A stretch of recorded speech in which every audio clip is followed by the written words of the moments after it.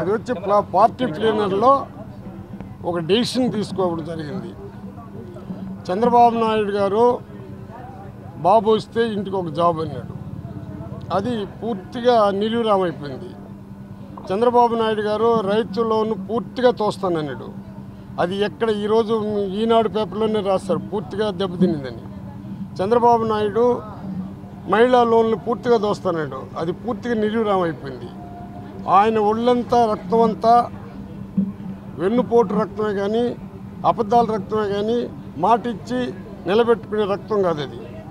ఈరోజు ప్లేనర్ సమావేశంలో జగన్మోహన్ రెడ్డి గారు స్పష్టతగా చెప్పాడు, మాట ఇస్తే మడమ తప్పకుండా మాట తప్పకుండా నెరవేర్చే కార్యక్రమాలు. వారి తండ్రి రాజశేఖర రెడ్డి గారు ఆ మేనిఫెస్టోలో ఎక్కడా చెప్పలా ఇందిరమ్మ ఇండ్లు ఇస్తానని, ఫీజు రింబర్స్మెంట్ చేస్తానని, ఆరోగ్యశ్రీ పెడతానని, మొత్తం మీద రైతు రుణాలు తోస్తానని ఎక్కడా కూడా చెప్పలే. ఆయన చెప్పింది ఒకే ఒక మాట, రైతులకు కరెంటు ఫ్రీ చేస్తానన్నాడు. గవర్నమెంట్ వచ్చినాక ఫస్ట్ సంతకం కూడా కరెంటు ఫ్రీ చేయడం జరిగింది. ఈ ప్రపంచంలోనే ఎవ్వరూ చేయనట్టు పని 2 పనులు చేశాడు. Fee reimbursement, Aarogyasri. కులము మతము పార్టీ లేకుండా ఫీజు రీయింబర్స్మెంటు, ఆరోగ్యశ్రీ చేసిన దానివల్ల అందరూ విద్యావంతులైనారు. అదేవిధంగా ఆయన గూడు నీడని ఇందిరమ్మ కాలనీ కట్టి దాదాపు 65 లక్షల ఇండ్లు పూర్తి చేశాడు. మళ్ళీ 18 లక్షల ఇండ్లు వివిధ దశలో ఉంటే రాజశేఖర రెడ్డి గారు చనిపోయినాక ఆ గవర్నమెంట్ కూడా పూర్తి చేయలేదు. మళ్ళీ చంద్రబాబు వచ్చినాక ఇంతవరకు ఒక ఇల్లు కూడా ఇవ్వాల, పేదవాడికి ఒక ఇల్లు ఇవ్వాల, అసైన్మెంట్ లేదు, ఏమీ లేదు. ఈరోజు జగన్మోహన్ రెడ్డి గారిని పైన అవాకు చవాకులు వాడుతూ ఉండరు. జగన్మోహన్ రెడ్డి మాట ఇచ్చినాడు, మడమ తప్పుడు. ఆ వంశంలో వెన్నుపోటు పొడిచే ఆలోచన లేదా, వెన్నుపోటు పొడిచే వ్యక్తులు కాదు వాళ్ళు. ఖచ్చితంగా మాట ఇచ్చారు, మడమ తప్పకుండా ప్రతి ఒక్కటి నెరవేరుస్తారు. మాట ఎత్తే షర్మిలమ్మ దూరంగా పెట్టినాడు. ఈరోజు ఎందుకు చేర్చుకున్నాడు అంటారు. నిజంగా వీళ్ళకి సిగ్గు సీమి ఏమైనా ఉందో లేదో నాకు అర్థం కాల. సొంత చెల్లెలి అన్నదమ్ములను కూడా ఇవి తీస్తేట ఆయన జైల్లో పెడతారంట. ఈరోజు చంద్రబాబు పరిస్థితి ఎట్లుండదంటే, నిజంగా ఎంక్వైరీ చేస్తే శాశ్వతంగా జైలుకి పోయి మళ్ళీ శాశ్వతంగా మళ్ళీ బయటకు వచ్చే పరిస్థితులు కూడా లేడు. ఈరోజు 1,00,00,000 ఎకరాలు 1,00,000 ఎకరాలని భూదానం చేసేసారు. అంటే భూ కబ్జా చేశారు, వాళ్ళకి దానాలు చేశారు వాళ్ళ కార్యకర్తలకి. ఈరోజు ఇసుక మాపి, కరెంటు మాపి, అన్నీ మాపి ఇసుక దోపిడీ, మద్యమ దోపిడీ, డబ్బులు దోపిడీ తప్ప మీరు దోపిడీ తప్ప వేరే పనులు చేయటంలే. దయించి మేనిఫెస్టోలో పెట్టింది రేపు మీకే తెలుస్తుంది. జగన్మోహన్ రెడ్డి వచ్చినాక 6 నెలలకంతా మేము ఇస్తూ ఉండే 200 రూపాయలే చంద్రబాబు దాన్ని 1000 రూపాయలు చేశాడు.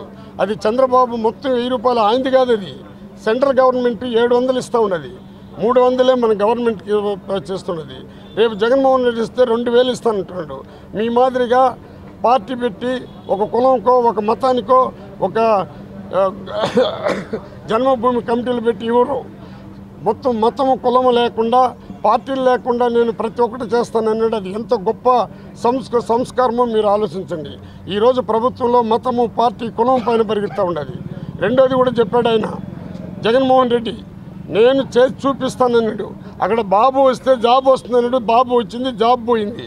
రేపు అన్న వస్తాడు, మంచి కార్యక్రమాలు చేస్తాడు. రేపు ఆయన వచ్చి 1 ఇయర్ ప్రజల్లో బాగా ఈరోజే బ్రహ్మాండంగా పరిస్థితి కూడా ఏర్పడింది. ఎక్కడ చూసినా ప్రజలు జగన్మోహన్ రెడ్డికి ఓటేసి పొట్టం కట్టాలంటున్నారు.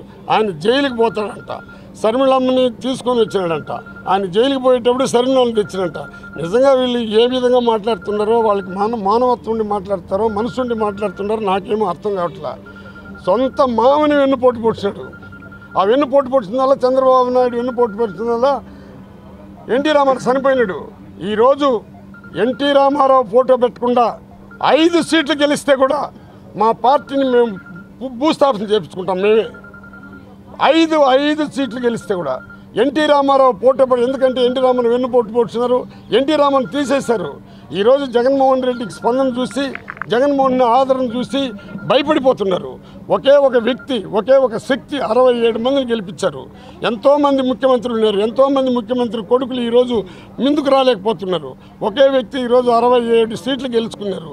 అదే చంద్రబాబు నాయుడు మా యొక్క పార్టీలో ఎవరు కూడా సమర్థులు లేరు కాబట్టి నేను డబ్బు ఇచ్చి పదవులు ఇస్తానంటే నా దగ్గరికి వచ్చారు, వాళ్ళే సమర్థులు అని ఒక రెడ్డి కులాలను ఎడదీస్తూ వచ్చాడు. ప్రతి కులాన్ని రెండుగా చేశాడు. మాలమాదిని విడదీస్తున్నాడు, కాపుల్ని విడదీస్తున్నాడు, యాదవులను విడదీసే ప్రయత్నాలు చేస్తున్నాడు. ఎందుకంటే అతనికి ఒక భయం ఎత్తుకునింది. తెలుగుదేశం నిలబడాలంటే కుల విభజన చేయాలని ఒక ఆలోచనతో ముందుకు పోతున్నాడు. ఆ రోజు రామారావు మద్యపాన నిషేధం చేస్తే వచ్చిన వెంటనే మద్యపానాన్ని ఊరు పారిస్తున్నాడు. ఈరోజు ఇంటింటికి బెల్ట్ షాపులు పెడుతున్నాడు. కాబట్టి రామారావు పోటీ పెట్టుకుని ఓటు అడిగే అర్హత అందుకు లేదు. నేను చంద్రబాబుకి మళ్ళీ గుర్తిస్తున్నాను, రామారావు పోటీ తీసేయి, నువ్వు ఓటుకు రా, 5 ఓట్లు గెలిస్తే కూడా నేను శాశ్వతంగా రాజకీయం వదిలేస్తాను.